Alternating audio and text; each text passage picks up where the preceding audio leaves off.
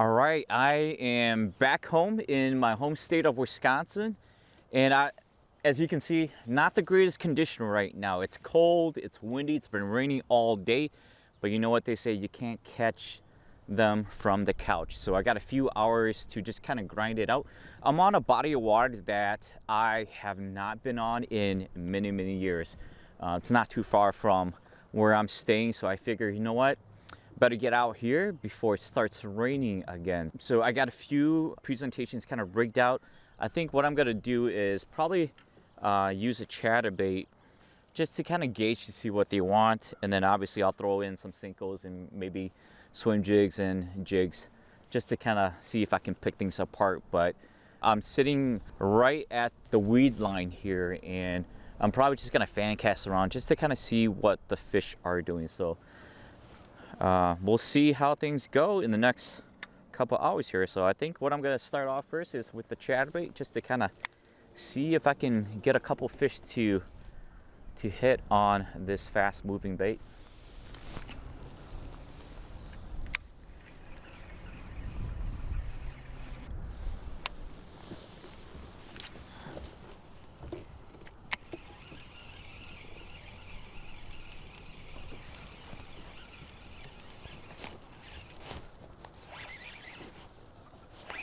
Fish. That did not take really long at all. That was what, a couple cast in, and it's a little guy, but no skunk. Here we go. First fish of the evening came off of that chatterbait, jackhammer chatterbait like that. So maybe they do want a fast moving bait. This little guy just came up and just smacked it, so off to a good start, I would say.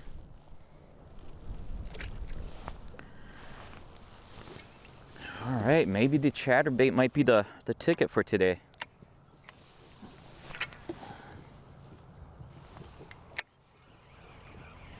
There is definitely a little bit of weed here. I can definitely feel my chatterbait getting hung up on it a little bit, not too much. So I might throw the Mega Bass Dark Sleeper, simply because that hook is for the most part covered up. So I think it should run fairly well through the weeds, but we'll kind of see how that kind of goes here. Mega Bass Dark Sleeper. Let's see if we can get this done. Making some long casts into the weeds and just kind of slowly swimming it back.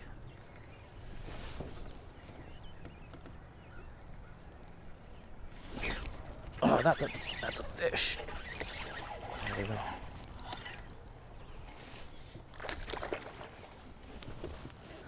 Look at the bait. Absolutely gone. Tell me he didn't want that. That Mega Bass Dark Sleeper. Got this little guy. Not a big guy, but regardless, it's a fish. I'll take it. We just got to get a bigger fish to do exactly what those two did. But we're off to a good start so far.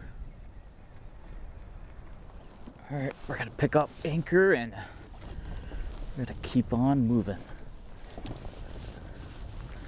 Looking for active fish. I'm gonna try not to waste too much time sitting in one spot. I'm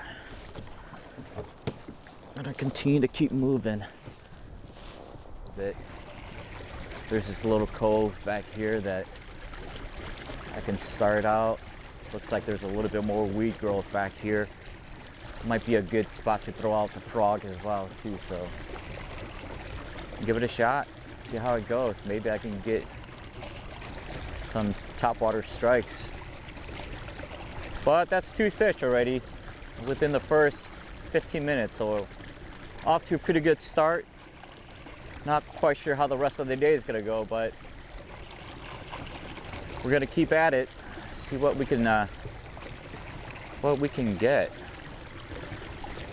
There's a few boat docks over here. I'll probably gotta start out there first.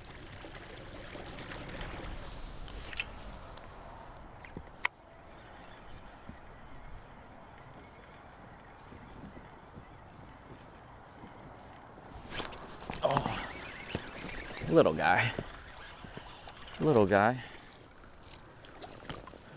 Man, I mean, even this little guy right here completely choked it. So we just need a bigger gal to come do this.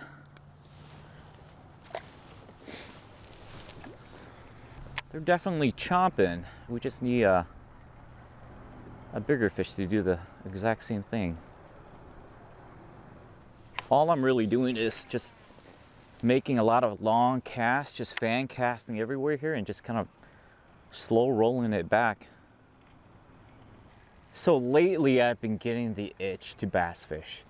I haven't bass fished in such a long time. If you watch my videos, you know that I do a lot of like catfishing, a lot of just really easy fishing because of my two boys, right? I used to bass fish a ton before I had my kids, and I was quite the addict. So over the past couple weeks, just trying to kind of catch up on the latest trends and stuff, I've went out, bought a ton of plastics, hard baits, hooks, terminal tackles, just whatever, right? Throwing all of my old stuff away and just replenishing with newer stuff. And something that I'm super excited is this unit right here. This is the Lowrance Eagle Eye 9 Live. This is my first forward-facing unit. I know I'm a little late to the game because I just couldn't justify spending a ton of money on newer electronics when my old, side imaging unit still works perfectly fine. But I wanted to go a different route and kind of see what all the fuss is. And obviously I can take this off my kayak and do some ice fishing with it too. Now, a lot of folks are really big into like the Garmin LifeScope, the Humminbird. Lowrance has their own version too. And the reason why I went with the Eagle Eye, obviously it doesn't give you like the full beams, the full screens like those other units.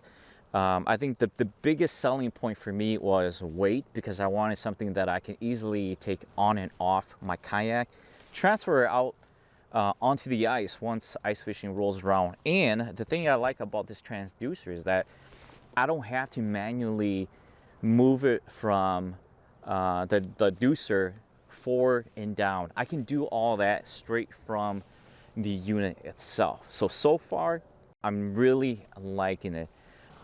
So what I'm basically doing is I'm just making small movements. I'm just fan casting in this general area, cover as much ground as I can. I'm just picking off the more aggressive fish. I'm sure there's plenty of other fish around that may prefer a slower presentation, but kind of don't have that luxury at this point, so I'm gonna move along fairly quickly here. All right, so I'm gonna toss out this little weightless young dinger with a chartreuse tip. I'm gonna see if I can skip this underneath these docks. Oh, just picked up this new rod too. This is the St. Croix Victory rod.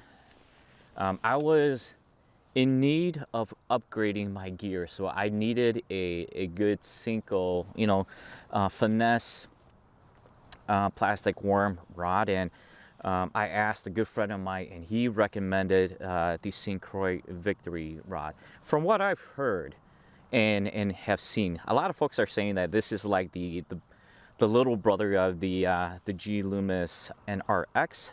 That's a pretty bold statement. I heard a lot of great reviews, and then obviously 15-year warranty with St. Croix, made here in the US. I mean, you can't beat that. So we'll see. I'm definitely gonna give this a try this year, but I'm definitely liking this. So I'm also excited to just try out this new rod. So hopefully I'll catch my first fish right now. So that's probably going to be like my 1-2 punch right now. Is I'm going to toss out that fast moving dark sleeper, and then this is going to be my finesse slow approach. There we go, fish. Little guy. First fish on the victory rod, and it's a tiny little guy here. See, and that was a spot that I was casting that that dark sleeper, and I'm sure you probably saw it come through a couple times and just didn't really want it, but little guy here. But once I slowed down and gave it a different presentation, I mean, he picked it up immediately, and that did not take long at all. I probably had like at least maybe 3 casts in after switching, and he came up and picked it off. Let's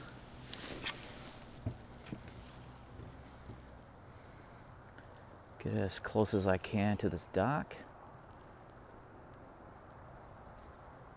Oh, that's a fish. That's a fish right there. He's taking off with it. There we go. I'll set the hook. That's so cool. I just felt him pick up that bait, and I'm just, he came off. He came off. That was a good fish too. He was a good fish. I just was not taking him very seriously. I just thought it was another smaller fish, and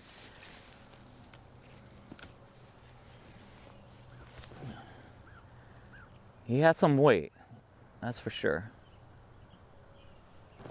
All right, it's time to move in to the pads, to the weeds, and let's throw some frogs around. All right, got the big old whooping stick out. Gotta throw a live target frog, white one. Love the white one simply because I'm getting old, I can't see as well. So as you can see, you got this whole little baggie back here that's covered in these small little pads. Starting to grow, not quite thick just yet. So fishing it's going to be a lot easier. Now I don't know if they're back in here, but we're about to find out.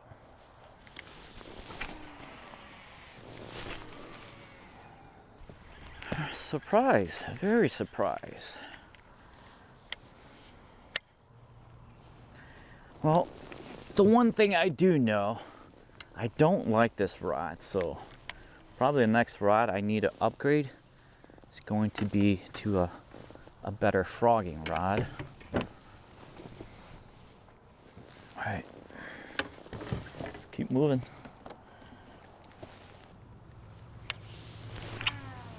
Do I have to throw the Cinco, maybe? Oh, there's one. Way back in there. That's a better fish. That's a better guy. Oh my God. Cut me off. Oh, I lost two good fish. Bummer. And to top it off, I lost my dark sleeper, which is not a cheap bait too.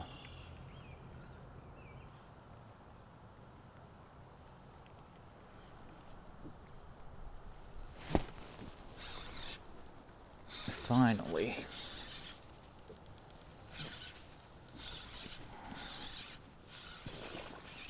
Little guy.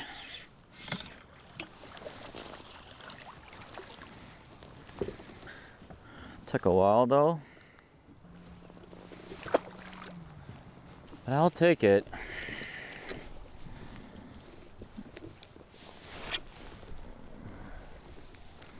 It's okay for getting dinks. I'm not quite sure how much longer I can probably stay out here. It just continues to kind of drizzle like this.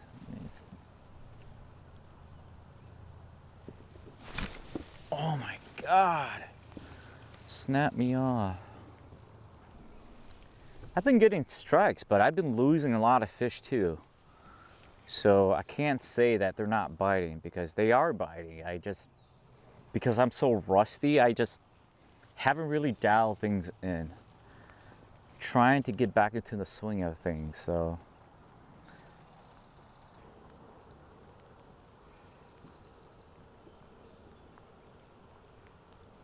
That's its fish. Little guy. Little dinks. But it's a fish.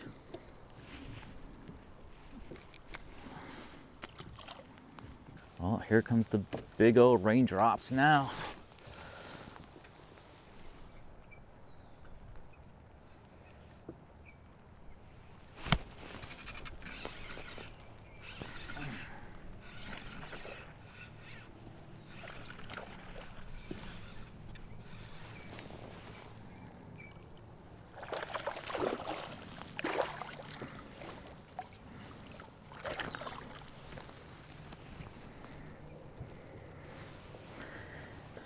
Took it all the way down.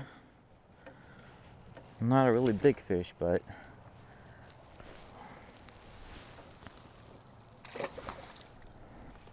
well, for sure today has been quite the learning experience.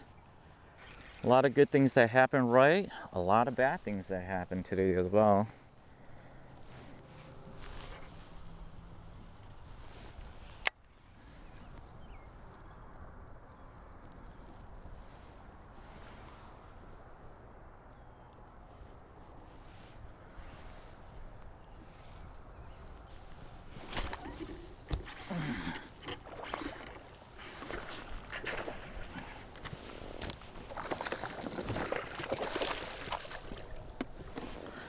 That's a better fish. This guy came off of the sleeper crawl. Probably the better one of the day.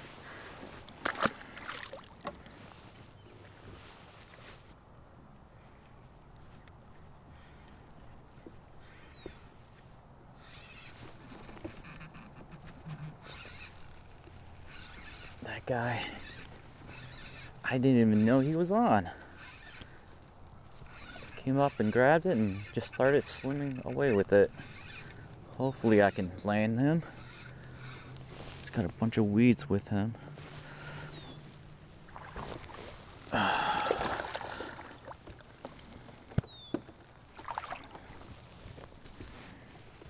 Took that Cinco. Well, I think that's gonna do it. It's been a good day. Caught a bunch of these little guys. Nothing really that big. Had two decent sized ones that came off, but today was a good day. Not too bad, especially for my first trip back out for bass. So definitely a lot that I need to follow up in and brush up on. A little rusty still, but anytime you can catch a bunch of these, it's a good day, regardless how big they are. But if you like what you saw, please like, subscribe. Thanks for watching, and I'll see you guys next time.